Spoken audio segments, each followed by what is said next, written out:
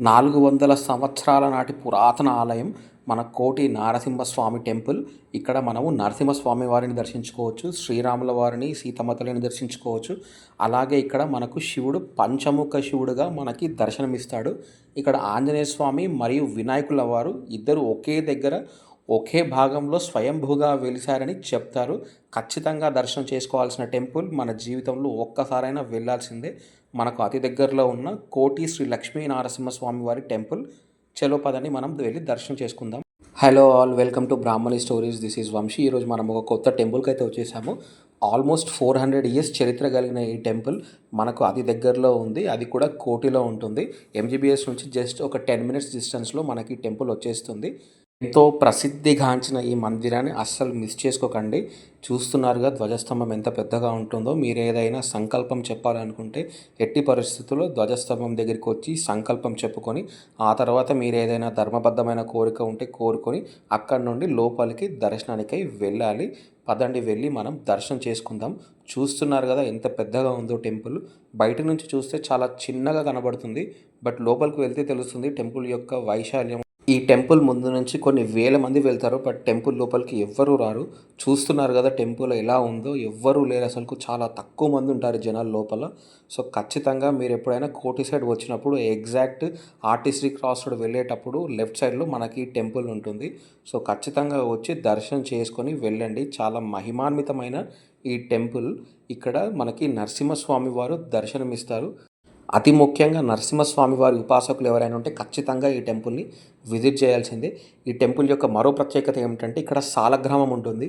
ఏ టెంపుల్లో అయినా సరే సాలగ్రామం ఉంది అంటే ఆ టెంపుల్ యొక్క స్థాయి ఇంకొక మెట్టు పైన ఉంటుంది అన్ని దేవస్థానాల కన్నా. సో ఖచ్చితంగా మీరు రావాల్సిన దేవాలయం. ఎందుకంటే సాలగ్రామం ఉన్న దేవాలయంలో మీరు ఏదైనా ధర్మబద్ధమైన కోరిక కోరుకుంటే ఖచ్చితంగా అది నెరవేరుతుంది. చూస్తున్నారు కదా, ఇదే ఆ సాలగ్రామము. సో నారసింహ సాలగ్రామం అంటారు, లేదా శ్రీ మహావిష్ణు సాలగ్రామము. సాలగ్రామంలో కొంచెం డిఫరెంట్ ఉంటాయి. ఎవరింట్లో అయినా ఈ సాలగ్రామాలు ఉంటాయి, దానికి విశేష పూజలు చేయాల్సి ఉంటుంది. సో అది మర్చిపోకుండా గుర్తుపెట్టుకోండి. అలాగే మనకి ఇక్కడ శ్రీరాముల వారు, శ్రీలక్ష్ముల వారు, సీతమ్మ తల్లి కూడా దర్శనమిస్తారు. శ్రీరామనవమికి అతి దగ్గరలో ఈ టెంపుల్ దర్శనం చేసుకోవడం చాలా మంచిది. సో ఖచ్చితంగా అస్సలు విడవకండి. ఇప్పుడు కాకపోయినా మరి ఎప్పుడు ఇటు సైడ్ వచ్చినా ఈ టెంపుల్కి రండి, ఖచ్చితంగా దర్శనం చేసుకోండి. ఎందుకంటే ఈ టెంపుల్లో అసలు భక్తులు రావట్లేదు, చాలా తక్కువ భక్తులు ఉంటున్నారు. ఇలాంటి ఇంత చరిత్ర కలిగిన ఆలయం మనకు అతి దగ్గరలో ఉన్నప్పుడు అస్సలు మిస్ చేసుకోవద్దు. అలాగే మనకి ఇక్కడ శ్రీరామనవమికి కూడా ఘనంగా వేడుకలు జరుగుతాయి. సో మీరు శ్రీరామనవమి టైంకి ఈ టెంపుల్కి ఇక్కడ సైడ్ వచ్చినట్టయితే వచ్చి దర్శనం చేసుకొని మరి వెళ్ళండి. ఇంత మరీ చెప్తున్నానంటే అర్థం చేసుకోండి ఈ టెంపుల్ యొక్క విశిష్టత.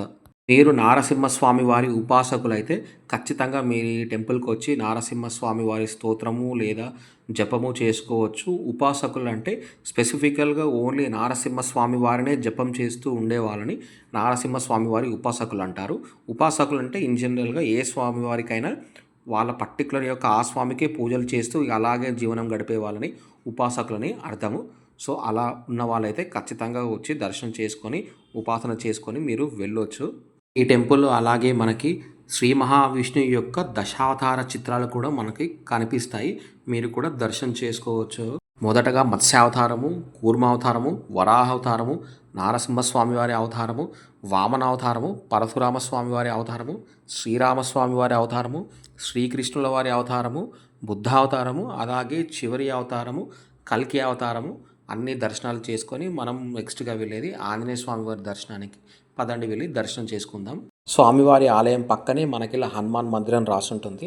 మీరు అన్ని చిత్రపటాలు చూసిన తర్వాత పక్కనే ఇలా ఉంటుంది. మీరు రైట్ సైడ్కి లోపలికి వెళ్ళగానే మనకి ఇలా గ్రిల్స్ ఎదురుగా స్వామివారి దర్శనం జరుగుతుంది.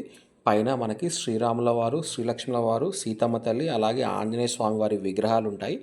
అదే మండపంలో మనకి కొలువైన ఆంజనేయ స్వామి మరియు వినాయకుల వారు స్వయంభూగా వెలిసిన క్షేత్రము దర్శించుకోండి. అతి మహిమాన్వితమైన క్షేత్రము. ఇలాంటి స్వయంభూ క్షేత్రాన్ని నేను ఎక్కడా చూడలేదు. ఒకే మండపంలో మనకి ఆంజనేయ స్వామి వారు అలాగే వినాయకుల వారు స్వయంభూగా వెలిసిన క్షేత్రము చాలా అరుదుగా కనబడతాయి ఇంత పుణ్యక్షేత్రాలు. ఇలాంటి పుణ్యక్షేత్రాలు దర్శించుకోకపోతే ఇంక అంతకన్నా దురదృష్టం అయితే ఉండదు.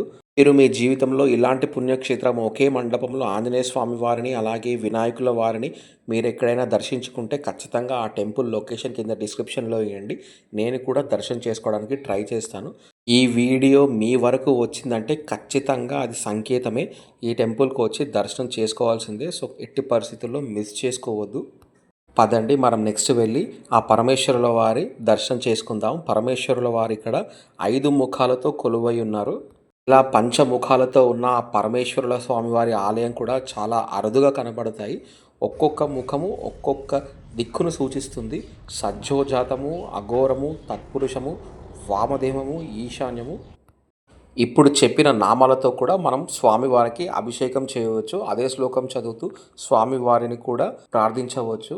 మీలో ఎవరైనా పంచముఖాలతో కలిగిన ఆ పరమేశ్వరుల వారి దర్శనం ఇదే మొదటిసారిగా చేస్తే ఖచ్చితంగా కింద కమెంట్ చేయండి. అలాగే తెలియని వారికి ఎవరైనా ఉంటే షేర్ కూడా చేయండి. ఇక్కడే మనకి వినాయకుల వారు, దత్తాత్రేయ స్వామివారు, అలాగే దక్షిణామూర్తి స్వామివారి యొక్క దర్శనం కూడా జరుగుతుంది. అంత విశేషమైన ఆలయము. ఇలాంటి మందిరాలలో మీరు శివాభిషేకము లేదా రుద్రాభిషేకం చేయించుకుంటే చాలా మంచిది. ఖచ్చితంగా మీరు శివాభిషేకం ఇలాంటివి చేయించుకోవాలనుకుంటే కొంచెం తొందరగా వచ్చి పూజారుల వారిని అడిగితే వాళ్ళు మీకు ఏర్పాటు చేస్తారు. అలాగే మీకోసము శివాభిషేకం చేయిస్తారు. అలాగే రుద్రాభిషేకం కూడా చేయిస్తారు. దర్శించుకున్నారు కదా ఇంతటి విశేషమైన ఆలయాన్ని. ఖచ్చితంగా ఎవరికైనా తెలియని వారు ఉంటే షేర్ చేయండి. అలాగే మీరు కోటి సైడ్ వచ్చినప్పుడు ఖచ్చితంగా మీరు కూడా దర్శనం చేసుకోండి. లొకేషన్ లింక్ కింద డిస్క్రిప్షన్లో ఇస్తాను. And please subscribe to Brahmani stories.